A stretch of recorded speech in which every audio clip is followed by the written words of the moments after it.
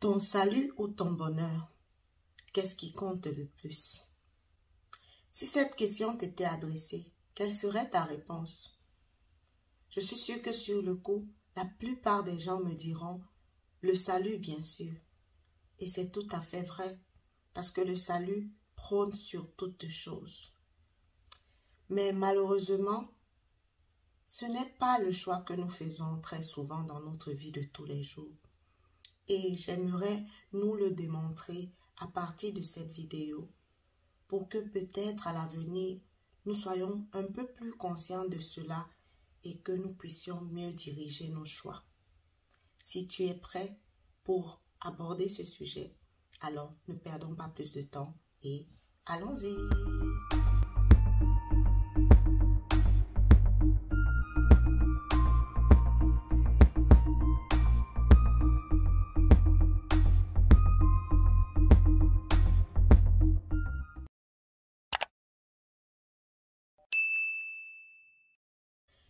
Coucou mes ladies et mes gents, bon retour sur ma chaîne. Je suis très contente, très heureuse de vous retrouver encore pour une nouvelle vidéo et j'espère vivement que cette vidéo vous trouvera dans un bon état de santé mentale, physique et même morale.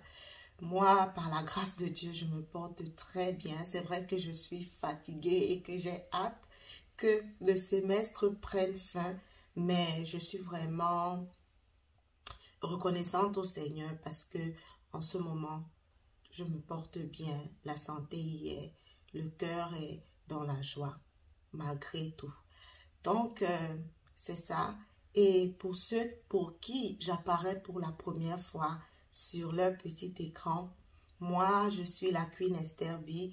Et sur ma chaîne, je partage ma foi en Jésus-Christ à travers mes expériences de vie. Je partage l'évangile et je vous montre un tout petit peu de mon style de vie chrétien. Donc, si ce type de contenu t'intéresse, n'hésite surtout pas à t'abonner et à cliquer sur la cloche de notification pour ne perdre aucune de mes vidéos à l'avenir. Vous l'avez certainement déjà vu en introduction, nous allons parler du bonheur. Nous allons aussi parler du salut. Et nous allons essayer de comprendre pourquoi est-ce que, bien que nous sachions que le salut est ce qui prône, il nous arrive de faire des choix qui supportent notre bonheur plutôt que notre salut. Et j'espère qu'avec cette vidéo, nous apprendrons à faire de meilleurs choix. C'est vrai que ce n'est pas ce que je voulais aborder avec vous pour la prochaine vidéo parce que mon objectif était de terminer la série sur la reconnaissance dans l'épreuve. Mais dans la semaine, je suis tombée sur un livre de Joyce Meyer qui développait vraiment ce thème que je voulais aborder qui est la puissance de la reconnaissance. Et je me suis dit, vaudrait mieux pour moi acheter ce livre pour avoir bien plus d'éléments à partager et comme ça, je ferai la prochaine vidéo sous forme de revue. Donc, c'est pour cela qu'aujourd'hui, je n'ai pas continué cette série-là, mais nous abordons ce thème qui, pour la petite histoire, n'était vraiment pas quelque chose que j'avais pensé aborder. C'est ce matin, pendant ma méditation, que cela m'est venu à l'esprit et je me retrouve ici devant vous pour vous parler parce qu'à un moment donné, il vaut mieux se laisser guider par l'esprit plutôt que par ses plans.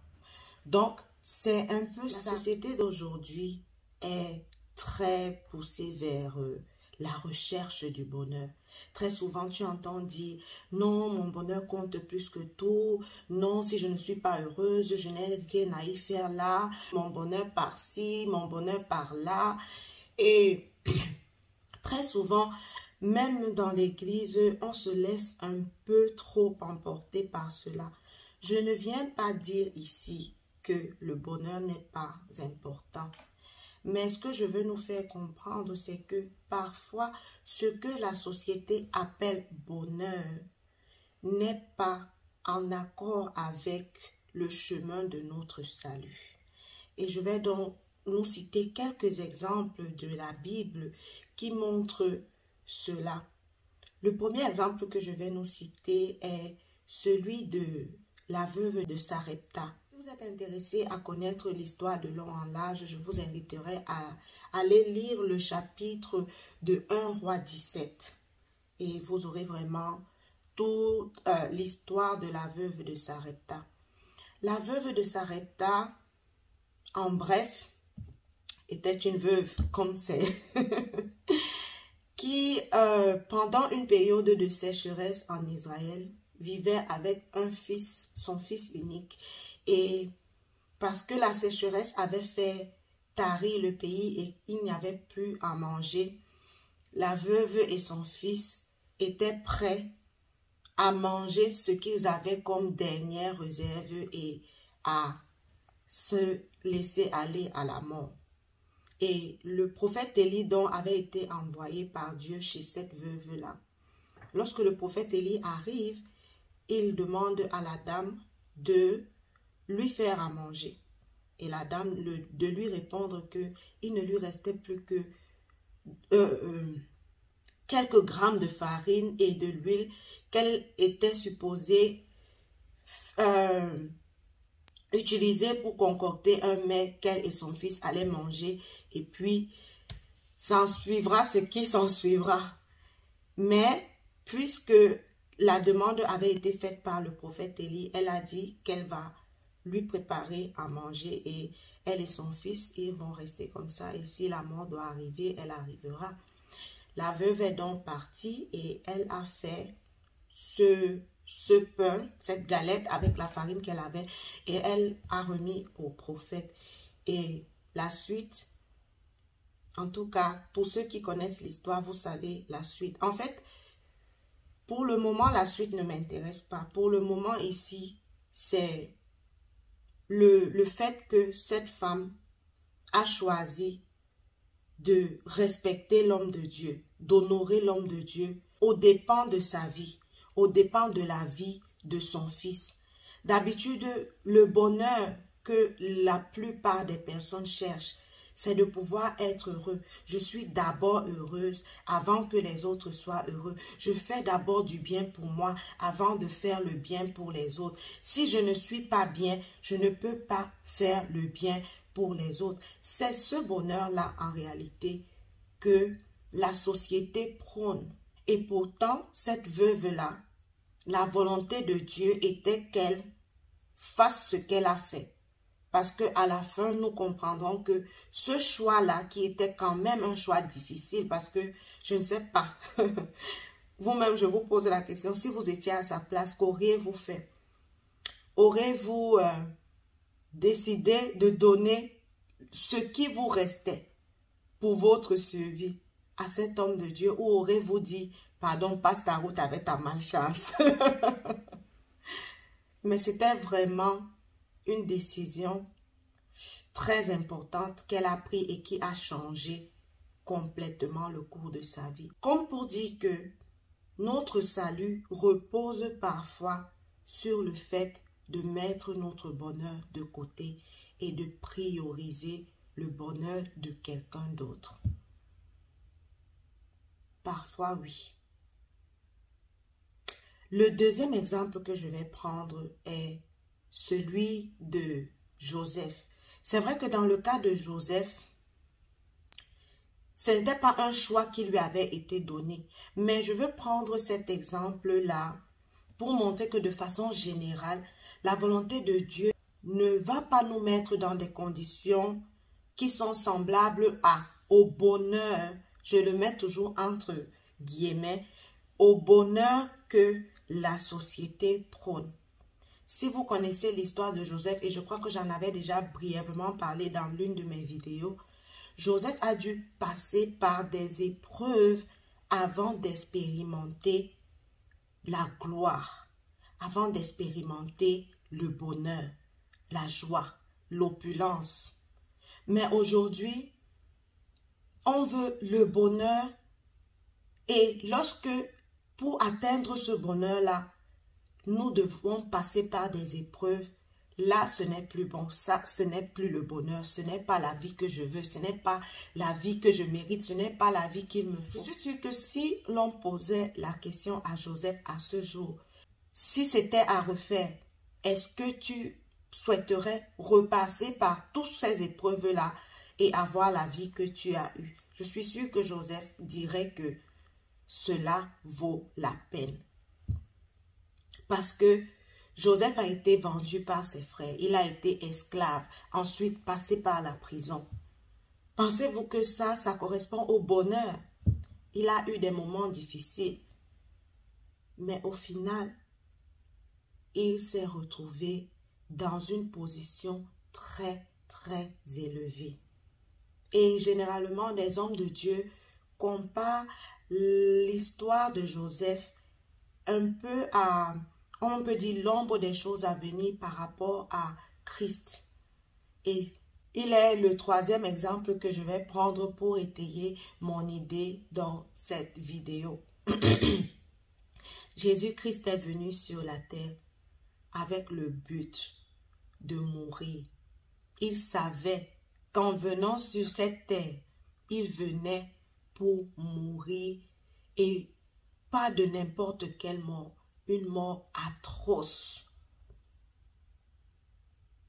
Si Jésus-Christ devait se baser sur la recherche du bonheur comme la société de nos jours prône, je ne suis pas sûre qu'il serait mort à la croix et je ne serais pas devant vous aujourd'hui. Mais Jésus-Christ a accepté de passer par cela et nous savons tous ce que ça a produit aujourd'hui. Il est le nom qui a été donné au-dessus de tout nom, à la prononciation duquel tout genou fléchit.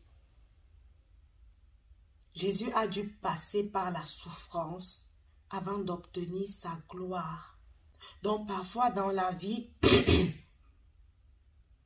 on peut bien vouloir le bonheur.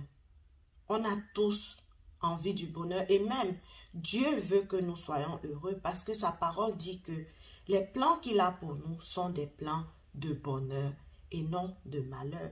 Mais parfois pour atteindre le bonheur que Dieu a en réserve pour toi, il va te falloir passer par un désert. Lorsque le peuple d'Israël devait arriver à la terre promise où coule le lait et le miel, ils ont dû passer par le désert. Et malheureusement, beaucoup n'ont pas compris que c'était la voie par laquelle il fallait passer pour atteindre la promesse. Et ils se sont mis à murmurer contre le Seigneur. Ils se sont détournés pour adorer d'autres dieux. Et ne pensons pas qu'il n'y a que le peuple d'Israël qui se comporte comme ça. Nous de même, parfois, n'acceptons pas de passer par le brisement que le Seigneur veut pour nous, afin que nous obtenions ses promesses, parce que nous trouvons cela trop dur. Nous voulons le bonheur là, maintenant. Et nous nous détournons du Seigneur dès que les choses ne partent pas dans ce sens. Et pourtant, comme Paul pouvait le dire, les épreuves de maintenant n'ont rien à voir avec la gloire à venir. J'aimerais vraiment attirer notre attention sur le sujet aujourd'hui. Il est bien de rechercher le bonheur, ok? La plupart du temps, tout ce que nous faisons même dans la vie, c'est parce que nous avons en tête que cela nous produise du bonheur. Mais n'oublions pas une chose, c'est que notre salut est au-dessus de notre bonheur. Ça veut dire que ce qui doit importer pour nous, c'est d'abord notre salut. Parce que si tu regardes à ton salut, peu importe les épreuves que cela va produire pour obtenir cela, pour gagner cela, tu vas pouvoir supporter. Mais si tu recherches le bonheur, tu peux passer à côté de ton salut. Parce que parfois, ton salut nécessitera que tu passes par des épreuves difficiles, que tu passes par des moments difficiles. Mais la bonne nouvelle que je veux te partager aujourd'hui, c'est que même si tu passes par ces moments difficiles-là, le résultat, c'est en réalité ce bonheur que tu cherches. Ce n'est vraiment pas évident. Mais je peux nous dire une chose, c'est que le Seigneur a à cœur notre bonheur. Mais nous ne devons pas travailler à notre bonheur. La Bible n'a jamais dit quelque part que travailler à votre bonheur. Mais la Bible dit que nous devons travailler à notre salut avec crainte et tremblement.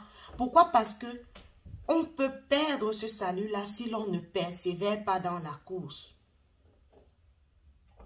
On peut perdre ce salut-là. Et très souvent, on arrive à perdre notre salut parce que nous poursuivons un bonheur qui parfois est éphémère. Parce que les plans que Dieu a pour nous sont des plans de bonheur. Et le bonheur de Dieu n'est pas éphémère comme le bonheur du monde. Certes, pour atteindre le bonheur de Dieu, tu vas peut-être passer par des situations compliquées. Mais ce bonheur-là, c'est une bénédiction qui va nous enrichir et qui ne sera accompagnée d'aucun chagrin. Aujourd'hui, si toi tu m'écoutes, lorsque tu seras en face d'un choix où ton esprit te dit « mais tu as besoin d'être heureuse, recherche ton bonheur », pose-toi cette question. En suivant ce bonheur, suis-je en train de faire le choix sur le bonheur aux dépens de mon salut? Et si tu prêtes l'oreille à ce que l'Esprit te dit, si tu demandes au Seigneur le discernement, tu sauras faire le choix de ton salut. C'est donc ici que nous allons arrêter avec cette vidéo. Je sais qu'elle sera un petit peu longue, mais j'espère vraiment que tu l'as suivie de bout en bout et que tu as vraiment compris en fait ce que je voulais faire passer comme message. Et la question que je vais te poser, c'est de savoir, est-ce que tu t'es déjà retrouvé dans des situations où il a fallu que tu fasses le choix entre ton bonheur et ton salut, et comment est-ce que tu as dirigé ton choix? N'hésite surtout pas à laisser ta réponse en commentaire pour que nous ayons en fait des cas bien plus pratiques de ce thème, et que ça puisse nous aider les uns et les autres à vraiment mieux faire les choix dans notre vie de tous les jours. Nous allons nous quitter, mais ce n'est qu'un au revoir et j'espère que nous allons nous retrouver très bientôt pour une prochaine vidéo.